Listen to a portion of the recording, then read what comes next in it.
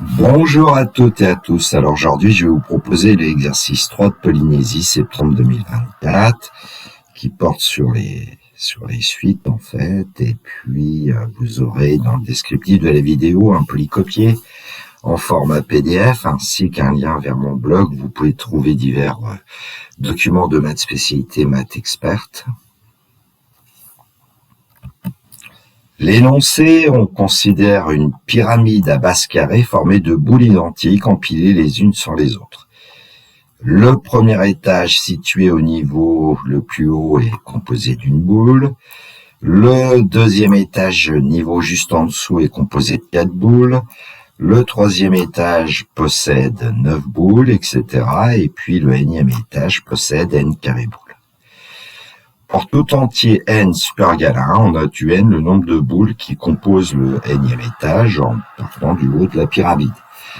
Ainsi, un est égal à n au carré. Alors, vous donnez une figure, c'est pas celle de l'énoncé original. J'aime bien les boules de pétanque. Ça me fait penser à un de mes frères, malheureusement décédé à 45 ans. Voilà, alors... Question 1. Calculer le nombre total de boules d'une pyramide de 4 étages. Deuxièmement, on considère la suite Sn définie pour tout entier n super égal à 1 par Sn égale U1 plus U2 plus etc. plus Un. Petit a, calculer S5 et interpréter ce résultat. Petit b, on considère la fonction pyramide ci-dessous écrite de manière incomplète en langage Python. Recopier et compléter sur la copie le cadre ci-dessous de sorte que, pour tout entier n super égal à 1, l'instruction pyramide de n renvoie le nombre de boules composant une pyramide de n étages. Bon, voilà le script Python, def pyramide de n, grand S prend la valeur 0, pour i variant de 1 à n, grand S égale. Et là, il faut compléter et puis renvoyer à compléter. Petit c, vérifier que pour tout entier naturel n, facteur de n plus 1, facteur de n plus 1 divisé par 6, plus n plus 1 au carré, est égal à n plus 1, facteur de n plus 2, facteur de 2 fois n plus 1 divisé par 6. Petit d, démontrer par récurrence que pour tout entier n super égal à 1, Sn égale à n plus 1, 2n plus 1 divisé par 6. Question 3. Un marchand souhaite disposer des oranges en pyramide à base carrée. Il possède 200 oranges. Combien d'oranges utilise-t-il pour construire la plus grande pyramide possible? À vous de jouer avec papier, stylo. Bon. La correction dans quelques instants, bien sûr. Alors, question 1, calculer le nombre total de boules d'une pyramide de 4 étages. Alors, on sait que sur le premier étage, on a placé une boule. Hein.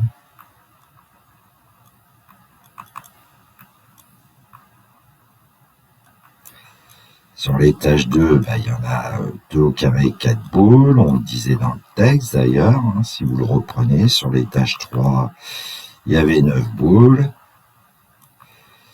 Et puis sur l'étage 4, en fait, d'après le texte, il y en a 4 au carré, hein, 16 boules. Bon, au total, il suffit de calculer 1 plus 4 plus 9 plus 16. Hein. Et on aura le résultat.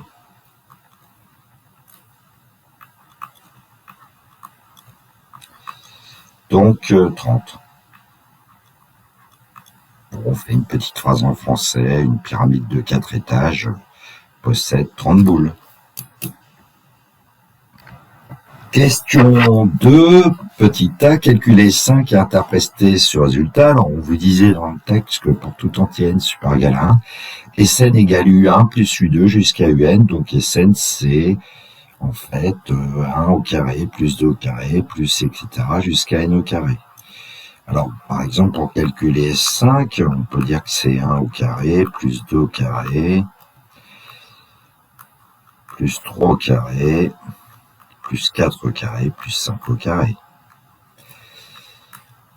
Et puis à la question précédente, en fait, on a calculé cette expression qui valait 30. Donc 30 plus 25, et puis donc on va obtenir S5 égale 55.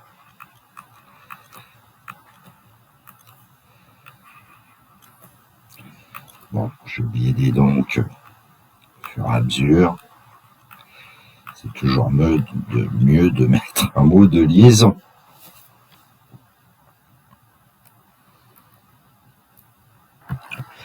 Question 2b, on considère la fonction de pyramide ci-dessous écrite de manière incomplète en langage Python. Recopier et compléter sur la copie le cadre ci-dessous de sorte que pour tout entier n supérieur égal à 1, l'instruction de pyramide de n renvoie le nombre de boules composant une pyramide de n étages. Alors, on nous disait que on définissait une fonction pyramide qui dépend du paramètre n. Au départ, quand s prend la valeur 0, et puis ensuite, pour une variable i qui varie entre 1 et n, en fait, parce qu'avec Python, on écrit n plus 1, mais i va varier de 1 à n. Grand S égale, il fallait compléter. Ici, on avait besoin de compléter. Et puis ensuite, on doit envoyer... ici, comme on nous dit qu'elle renvoie le nombre de boules composant une pyramide de n étages, il est à peu près clair qu'on va envoyer grand S. Bon, il nous reste à essayer de trouver la valeur prise par grand S à l'intérieur de la boucle pour. Alors pour cela, je vais vous montrer quelque chose. Voilà, qu'est-ce qu'on savait sur, en fait, Sn? Sn, c'est 1 au carré, plus 2 au carré, plus n au carré. Alors, en écrivant Sn plus 1, on a 1 au carré, plus 2 au carré, plus n au carré, plus n plus 1 au carré. On voit qu'on a un terme de plus ici. Dans Sn, il y a n terme, dans Sn plus 1, il y a n plus 1 terme. Alors, on reconnaît, par exemple, évidemment, ici Sn, et si je mets des parenthèses ici, on reconnaît Sn, ce qui fait que Sn plus 1, c'est Sn plus n plus 1 au carré. Donc, pour passer de l'ancienne valeur de S, j'ai envie de dire, à la nouvelle valeur de S, en fait, qu'est-ce qu'il faut faire? Il faut ajouter ici le terme n plus 1 au carré, évidemment. Là, si on est au rang n, pour passer au rang n plus 1. Bon, ça doit nous aider à compléter le script. Donc, je reviens sur le script, et puis la nouvelle valeur de S, c'est l'ancienne valeur de S plus... Alors ici, il faut faire un petit peu attention, puisque la variable, c'est i, et donc, on va rajouter... ici, en fait, i au carré, qu'on peut écrire i fois i, ou alors avec Python i 2 étoiles 2. Alors, est-ce que ce qu'on a fait paraît correct? Parfois, il y a toujours une ambiguïté sur la variable. Alors, comme S prenait la valeur 0 au départ, pour i variant de 1 à n. Alors, quand i prend la valeur 1, grand S va prendre la valeur 0 plus 1 au carré, ça donne bien 1. Et puis, une fois qu'on donne à i la valeur 2, la nouvelle valeur de S, ça sera l'ancienne valeur de S, qui était 1, plus 2 au carré, c'est-à-dire 5, et ça, c'est correct. Bon, ça, c'est peut-être un petit moyen de vérification, quand même. Petite cerise sur le gâteau, pour ceux qui, éventuellement, ont une calculatrice et qui peuvent... programmer en langage Python, ils peuvent écrire le script, donc je l'ai écrit, et puis on va l'appliquer pour, par exemple, pyramide de 4 qu'on a calculé à la première question, et on trouve évidemment dans la console en exécutant 30. Alors si on a écrit pyramide de 5, on trouve bien 55. Alors parfois, moi, ce que je fais, par exemple, c'est pour renvoyer, j'aime bien remettre la valeur de n, comme ça c'est à peu près clair. Alors, pour pyramide de 5, en exécutant, on va obtenir évidemment le couple 5, 55. Bon, puis on peut très bien se dire, tiens, alors pour pyramide de 6, on va rajouter 36 à 55, et on va obtenir 91 pour S6. Question 2C, vérifier que pour tout entier naturel n, n plus 1, 2n plus 1 divisé par 6, plus n plus 1 au carré égale n plus 1 facteur de n plus 2, facteur de 2 facteur de n plus 1 divisé par 6. Alors je vais vous faire le calcul d'une certaine façon, je n'ai pas fait comme ça dans le corrigé, ça vous permettra d'avoir deux tactiques. En fait, ce que je fais ici, c'est me dire qu'après tout, c'est comme si on dit, ici on multiplie par 6, on divise par 6. Et puis donc, je vais partir du premier membre pour arriver au second membre. Alors, pour démontrer une égalité en mathématiques, on peut aussi partir du second membre et arriver au premier. On peut aussi effectuer la différence des deux, arriver à 0. Ça, c'est quand on s'en sort pas en général. Parfois aussi, pour montrer l'égalité de deux quantités, on démontre que les deux quantités sont égales à une troisième. Bon, ici, on voit bien qu'a priori, si on part du premier membre, on devrait pouvoir aboutir au deuxième. Et donc là, quand on prend n plus 1, 2n plus 1, plus 6 facteur de n plus 1 au carré, et quand on voit le résultat où il y a une forme factorisée, au numérateur, on a intérêt à factoriser. Et ici, on doit pouvoir s'apercevoir qu'on va pouvoir mettre n plus 1 en facteur, ce qui fait que je vais un tout petit peu modifier le deuxième, et je vais dire que c'est n plus 1 facteur de n plus 1, par exemple. Ce qui va me permettre de faire apparaître un facteur commun qui va être n plus 1.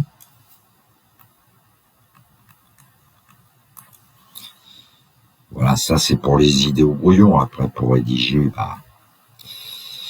on essaye de faire du mieux qu'on peut. N plus 1 facteur 2. Alors, on va avoir n facteur 2n plus 1. Plus 6 facteur de n plus 1.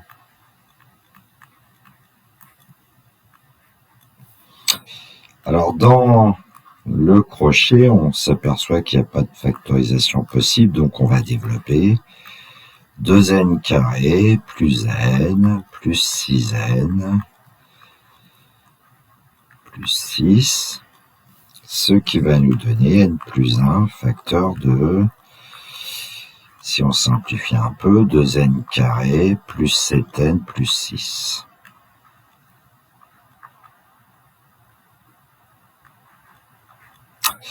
Bon, alors le résultat qu'on veut, nous, c'est n plus 1 facteur de n plus 2 facteur de n plus 1 plus 1. Évidemment, ici, voir que 2n carré plus 7n plus 6, ça va être n plus 2 facteur de 2 facteur de n plus 1 plus 1, c'est pas évident. Alors, l'idée, c'est de, par exemple, c'est de repartir de n plus 2, facteur de, donc, ce qu'on nous donnait, là, 2n plus 1, on va pouvoir dire que c'est 2n plus 2 plus 2, c'est-à-dire 2n plus 3. Et donc, essayer de montrer que n plus 2, facteur 2n plus 3, c'est bien ce qu'on avait ici, 2n carré plus 7n plus 6, et ça, c'est pas trop dur, on va développer. Donc, d'une part, je m'occupe du premier membre, après, je m'occupe un peu du second membre. Et puis, on trouve 2n carré plus 3n plus 4n plus 6. C'est-à-dire 2n carré plus 7n plus 6. Et c'est ce qu'on voulait.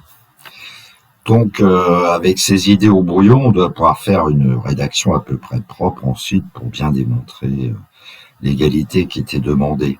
Alors, vous verrez ça dans le copier de correction, je l'ai fait à peu près proprement. J'ai même gardé les divisés par 6. Question 2D, démontrer par équivalence que pour tout entier n supérieur égal à 1 et n égale à n, facteur de n plus 1, facteur de 2n plus 1, le tout divisé par 6. Alors, on va commencer par la première étape, l'initialisation, et on va vérifier que S1 est bien égal à 1, en remplaçant partout n par 1, facteur de 1 plus 1, facteur de 2 fois 1 plus 1 divisé par 6. Alors, en général, je conseillais souvent à mes élèves de s'occuper du premier membre, du deuxième membre, et puis ensuite de vérifier l'égalité. Bon, quand c'était une inégalité, il devait vérifier l'inégalité. Alors S1, on le connaît, lui, on sait que c'est 1. Donc, pour le premier membre, c'est fait, on connaît. Pour le deuxième membre, 1 facteur de 1 plus 1, facteur de 2 fois 1 plus 1, divisé par 6, il suffit de calculer.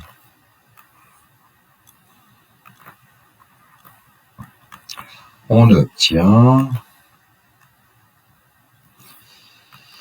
1 multiplié par 2, multiplié par 3, en fait, 2 fois 3, 1 multiplié par 2, multiplié par 3, après tout, sur 6, et ça vaut bien 1. Et donc, ça veut bien dire que S1 est égal à 1, facteur de 1 plus 1, facteur de 2 fois 1 plus 1 divisé par 6, donc c'est gagné. Donc l'étape 2, l'hérétité, on suppose que Sn est égal à n plus 1, 2n plus 1 divisé par 6 pour un certain entier n supérieur égal à 1 ici, puisqu'on démarre en rang 1, et il s'agit de montrer alors que la probabilité qu'on a supposée au rang n est vraie au rang n plus 1, c'est-à-dire on va remplacer par tout n par n plus 1. Ce qui fait qu'on va obtenir, eh bien, n on le remplace par n plus 1, ça fait n plus 1. n plus 1, le n on remplace par n plus 1, on va avoir n plus 2. Et pour le dernier, je vais le faire assez rapidement, j'espère que ça ne va pas vous gêner. Quand on remplace n par n plus 1, multiplié par 2, 2 facteur de n plus 1 est entre parenthèses, ça fait 2n plus 2, il reste un plus 1, donc 2n plus 3. Ah, mazette.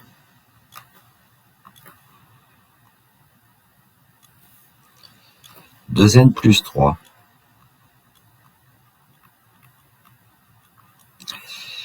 Au passage, petite remarque, n est remplacé par n plus 1, son suivant, n plus 1 est remplacé par son suivant, n plus 2, et 2n plus 1, qui est un entier impair, est remplacé par son suivant, 2n plus 3.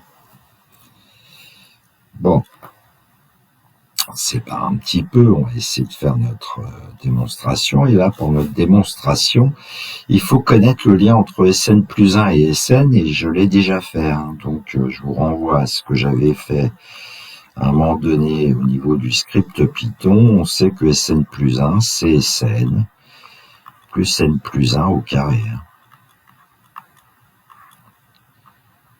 Voilà, la question à se poser souvent dans la récurrence, c'est comment peut-on passer du rang n au rang n plus 1 ?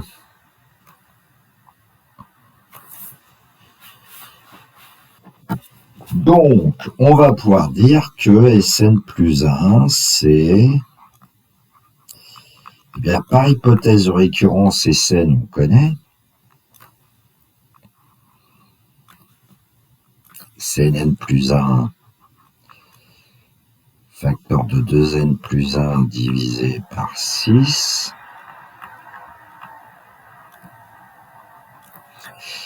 Plus n plus 1 au carré.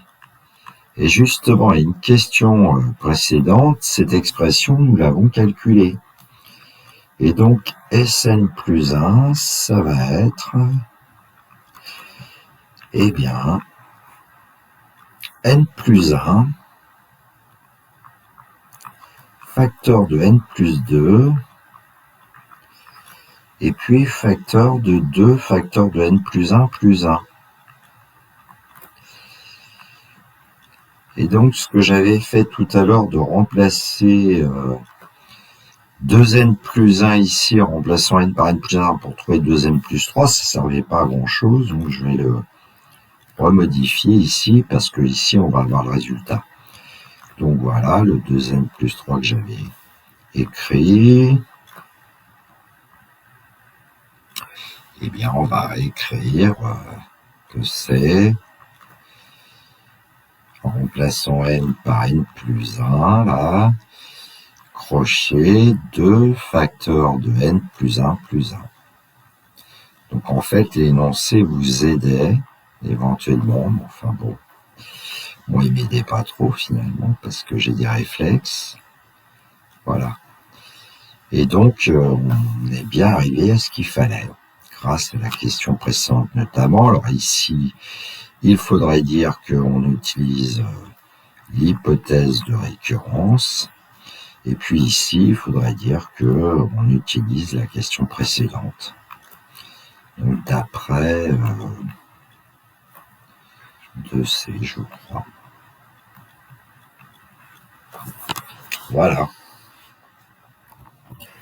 Question 3. Un marchand souhaite disposer des oranges en pyramide à base carrée. Il possède 200 oranges. Combien d'oranges utilise-t-il pour construire la plus grande pyramide possible? Alors avant de résoudre cette question, je voudrais vous faire quelques remarques. Déjà, la première remarque, c'est que la suite Sn, en fait, elle est croissante. Alors pour le démontrer, on sait que Sn plus 1, c'est Sn plus n plus 1 au carré, qui est strictement positif. Donc Sn plus 1 moins Sn est strictement positif, ce qui veut dire que la suite Sn est même strictement croissante. Bon, la deuxième remarque, c'est que Sn, c'est 1 au carré, plus 2 au carré, plus, etc., jusqu'à n au carré. Donc Sn est toujours supérieur ou égal à n au carré. Ce qui nous permet, sachant que n au carré tend vers plus infini quand n tend plus vers l'infini, de dire que la suite Sn tend vers plus infini grâce à ce qu'on pourrait appeler le théorème de la suite poussée vers l'infini. Alors pourquoi ces remarques? Parce que je vais vous faire un petit dessin ensuite.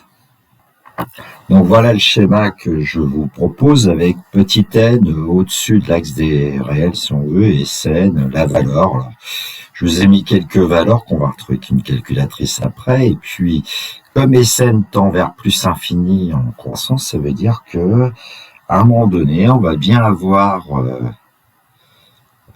je vais mettre en bleu, peut-être une valeur de n qui va nous permettre de dire que le nombre total d'oranges est inférieur à 200, et puis ici, une valeur de n pour laquelle le nombre d'oranges va être supérieur à 200. Alors on pourrait dire évidemment que ici ça correspond à une certaine valeur k, alors qu'ici on est avec une valeur de n qui est k plus 1.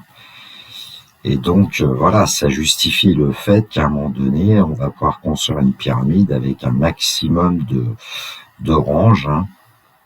Donc, nous, on est à la recherche du nombre k, en fait. Alors, je pense que le jour du bac, ce qu'on voulait, c'est que les candidats cherchent, effectivement, notamment avec une calculatrice, par exemple, cette valeur de k. Alors, utilisation ici d'une TI, je n'ai que ça, donc dans le menu f de x, on n'est pas obligé de travailler avec le menu suite, ici on peut travailler avec le menu fonction. On va écrire en fait x facteur de x plus 1, facteur de 2x plus 1, divisé par 6. Puisqu'on sait que c'est l'expression en fait de S de n, sauf qu'ici la variable c'est x, et puis créer un tableau de valeurs.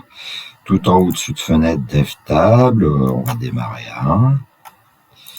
Part pas de 1 pour l'instant, si on trouve que c'est pas suffisant.